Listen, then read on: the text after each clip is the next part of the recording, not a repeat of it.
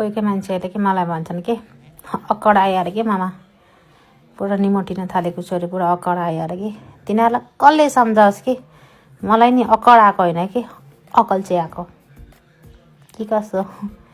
Hello and good morning गाइजहरू। आयो सबैजना सन्चै हुनुहुन्छ होला। म चाहिँ बबिता आज ढिलो उठ्यो होइन।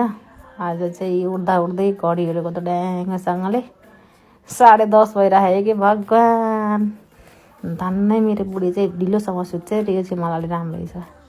र फेरि आजको मौसम पनि यस्तो राम्रो कि पानी परिरहेको छ नि त पुरा पानी परेर चिसो चिसो हावामा त उठेर के गर्नु मन हेर्ने पानी परे यस्तो भएको छ। पानी परेर आज हाम्रो एरियामै यो चाहिँ मेरो रायसा क्षेत्र भइसक्यो होइन। यसरी हेरियो बाहिर अनि टक्कसँगले भित्र आउनु पऱ्यो नि त आफ्नो कामतिर लाग्नु पर्यो।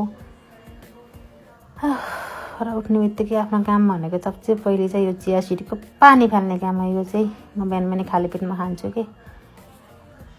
अनि आफ्नो कपडा सपडा रेडी गर्नु पर्यो लगाउनु पर्यो होइन फ्रेस हुनु पर्यो। यही त हो जिन्दगी अनि यसरी फटाफट यस्तो केयरगिभरको काम भनेको जालमा चाहिँ यस्तै हुन्छ है। बिहान उठेर होइन आफ्नो काम आफ्नो रुम मिलाउनु पर्यो।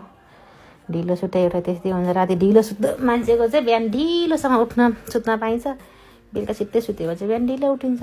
यसरी उठेर फेरि पुरा चिसो छ नि त बाहिर त पुरा सक्सेट लगाउनु बेला भएको छ। त्यस्तो चिसो छ। मेरो इमालाई हेरेको त मेरो इमा त पुरा सुतिरहेकै बाहिर उसको रुमको झ्यासल खोलिदिएर लाइट सेट बन्द गरिदियो ढ्याङ्गसँगले। अब आफू फ्रेस हुनुतिर लाग्यो। अब फ्रेस हुने हो ब्रस गर्ने हो होइन।